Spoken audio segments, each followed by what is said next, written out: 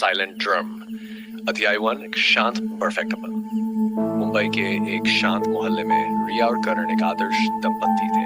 कम से कम बाहर से तो ऐसा ही लगता था। करण एक सफल बिजनेसमैन था और रिया एक सुलझी हुई गृहिणी। लेकिन दरवाजे के पीछे उनकी शादी एक जंग बन चुकी थी। करण गुस्सैल, क्रूर और हिंस था।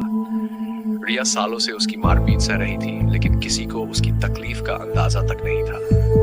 अध्याय 2। आखिरी सहन शक्ति। एक रात जब झगड़ा हद से बढ़ गया और करण ने रिया पर फिर से हाथ उठाया तो कुछ टूट गया उसके अंदर। उसे महसूस हुआ कि अब और नहीं। उसी रात जब करण गहरी नींद में था, रिया ने किचन से चाकू उठाया और पूरी ताकत से उसे खत्म कर दिया।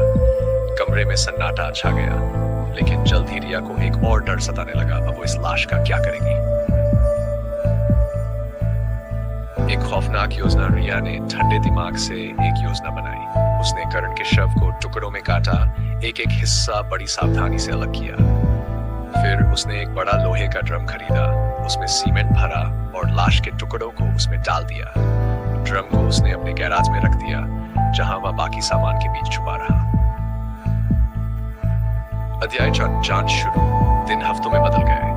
रिया ने खुद को एक दुखी पत्नी की तरह पेश किया। सबको बताया कि करण किसी बिजनेस ट्रिप पर गया है, लेकिन शक तब गहरा हो गया जब करण के ऑफिस से रिपोर्ट आई कि वो बिना किसी सूचना के गायब है। पुलिस ने जांच शुरू की और रिया से पूछताछ की।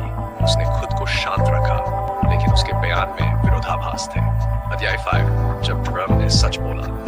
एक दिन गैराज से बदबू आने लगी।